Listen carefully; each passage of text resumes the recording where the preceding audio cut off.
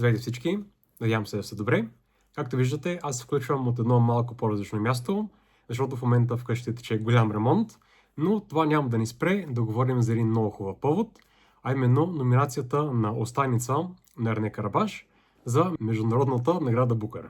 За съжаление, тази година не успяха да вземем наградата, за разлика от преди 2 години, когато Времеобежище на Господинов спечели, но съм сигурен, че тази номинация е помогнала на книгата да получи много внимание, което според мен заслужава.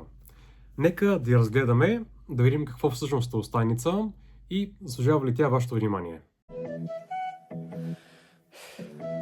За да разберете книгата, е нужно да знаете тя къде се случва. Действието се развива в Албания, в малко селце. Там властва канунът. Това е кодекс от традиционни архаични закони, които включват неща като кръвови вражди, кръвово отмъщение и други закони, които звучат малко все едно са от някое средновековно селище.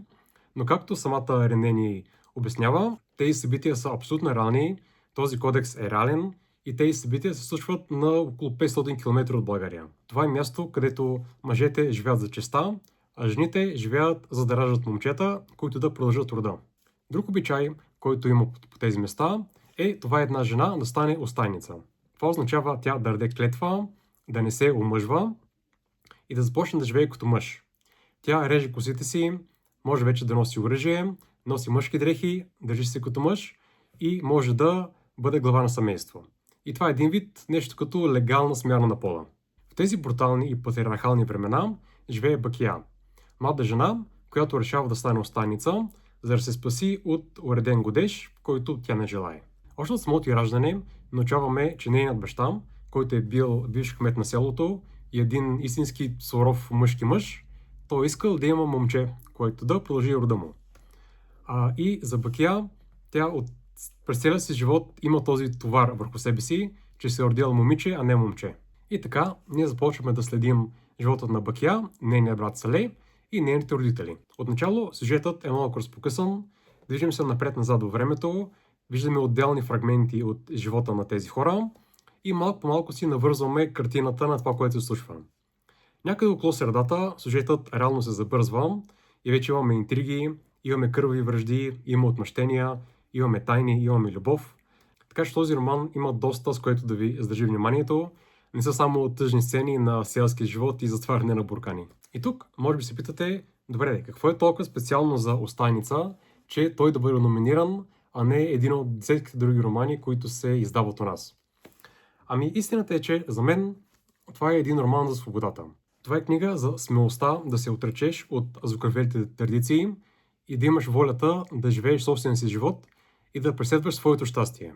Рене Карабаш много добре успява да опише едно затворено патриархално общество, където честта и това какво ще кажат хората за теб са много по-важни от това ти какво искаш и какво искаш да правиш със своя живот. Книгата много добре успява да те накара да ти пука за тези герои и ти да съпреживяваш техните драми и да се радваш на техните малки успехи. Книгата говори за едни общо човешки теми, които със сигурност ще резонират с много хора и според мен именно те са резонирали с журито на Международния Букър прайс. Но ако ви е интересно защо именно тази книга е номинирана, според мен, ако погледнем другите номинации за тази годишната награда, ще видим нещо доста интересно. Нека да започнем с Тайван Travelog от Янг Шангу Ц. Надявам се така да се чете. Тайванският им не е много добър. Но това е победителят в тази годишния Букър. И може да видим, че това е книга за две жени, които са на пътешествие в Тайван по време на японската окупация през 30-те години. Следващата книга, която е номинирана е The Nights Are Quiet in Tehran. Това е книга от Шида Базяр. Това е книга за Техран, която е столицата на Иран. И там става въпрос за жена, която намира любов и се бори за своето оцеляване в този политически режим. Продължаваме с The Witch на Мари Надияе, не знам точно как се произнася, която е книга за вещица, която се справя с нейния брак и с двете си дъщери. Следващата книга Woman Without Men на Шарахорунш Париспур, надявам се така да се произнася. Виждаме A Powerful and Essential Tale of Female Freedom. И това отново е книга за жени, 5 жени, които се справят с трудностите в Техран. Виждаме, че между всички тези книги до някъде има една обща тема, която е за жени, които се борят за своята свобода в окупирана зона. И в този ред на мисли Остайница на Рене Карабаш се вписва много добре. Според мен, журитата на тези награди също така много харесват книги, които са една идея по-експериментални, и Остайница също се вписва в това, тъй като тя е написана почти като поток на мисълта. Големи части от нея буквално са едно изречение, без никакви препинателни знаци, и вие сами трябва да се ориентирате в това какво се случва.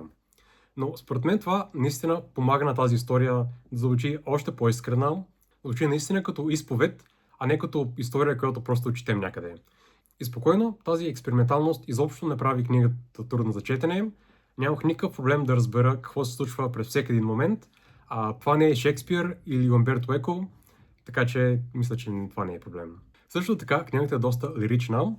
Рене Карабаш, преди да издаде този роман, е писала поезия и това се личи. Част от историята е разказана под формата на бял стих, но дори в тези моменти няма нищо, което се чувства излишно или нищо, което се усеща прекалено поетично. Всичко тук е свързано с историята и добавя към нея. Ако трябва да опиша Остайница, бих казал, че това е една силно въздействаща история за оцеляване в един свят на селски и патриархален брутализъм, който наистина заслужава вашето внимание. Но също така, това е книга за силата на женския дух, книга за смяна на пола и книга за хомосексуализъм, което на някакви хора може просто да не им допадне. Някои могат да кажат: не, такива джендърски истории въобще не искам да чета, разкарайте това нещо от мен. Други могат да кажат: да, това е една много силна история, която заслужава повече гласност, защото такива неща продължават да се случват по света и е хубаво да знаем повече за тях. Как ще реагирате и зависи изцяло от вас.